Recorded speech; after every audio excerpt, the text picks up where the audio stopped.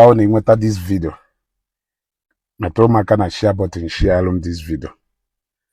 What I go over the time, a lot of people they demand that Ogechi should apologize to, according to them, Ndo Major. What I go, and since we have seen how important this apology to those people, we have decided by ourselves. We have decided by ourselves to offer that apology to those who need it, because we know that their life depends on it. So based on that, we have decided to constitute an apology committee. That apology committee will go into different places, locations, ebe nde Ogechi Mejolo no. They will go there to go and apologize on behalf of Ogechi. So, Oboro na and in discharging this job and duties, I want you to understand or know that the life of so many people depend on this apology. Like on how you do this job, you might have ended up saving a whole lot of people.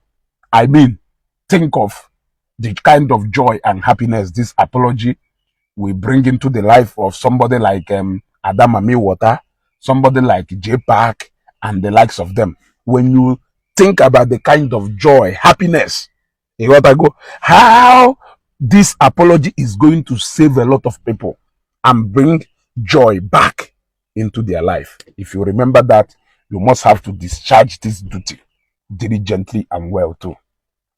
So, we are going to assign people who will go to Enugu State, Nigeria. Now, we talk about who will be the person that will go to Enugu State, Nigeria. I chekata. Ayamaro onye yeje Enugu State, Nigeria. I decided na somebody doka Akoma TV do so much interested and eager about this apology to Enugu. We have decided to assign him and Wikuku to go and handle that Enugu State apology. If they find it difficult and they say that no, any of those people who saw Ogechi will commit that thing, you are not really present there, let them inform us so that we can do what? We can see what we are going to do about it. Now, Kelunde Ejopo, I decided personally no more ways to go job. Because ni ilu but two things have been involved. You got to go. It's either netilo or nebuniri madu somebody sinana. So because of that, I said no more ways to go job. Ko ya okwe for pombadike more ways to go.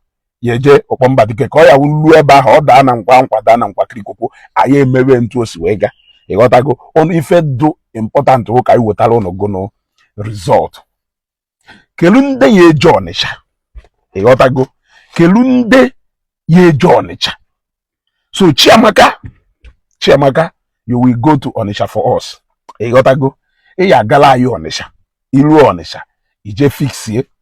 Ife don Onisha. Abia in diaspora. We are mandating chief pilots. We are telling this empire and the who again. Fortunate, Dr. Fortunate Ebuchere.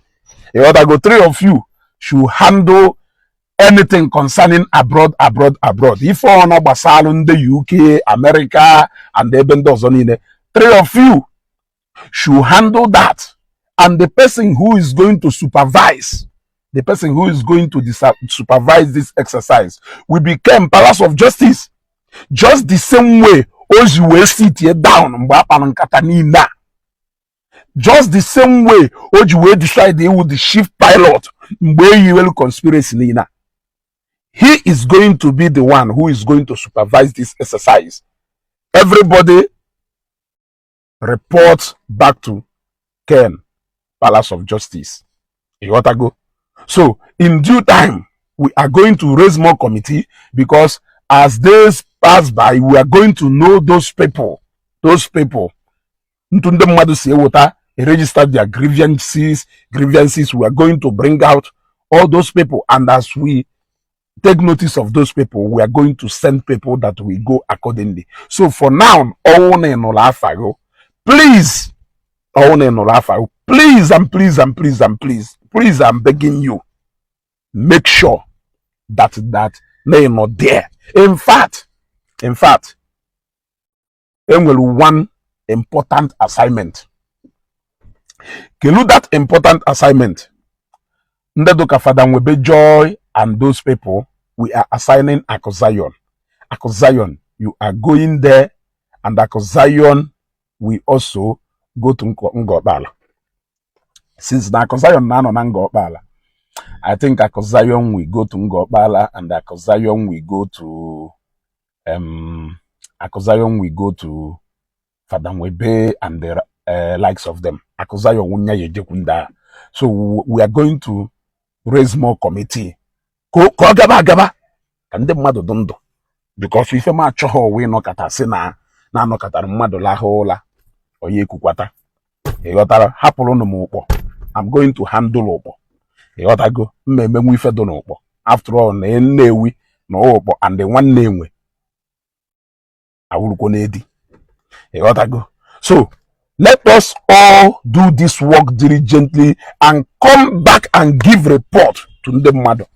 Remember, as you are discharging this duty, know that people's life depends on this apology.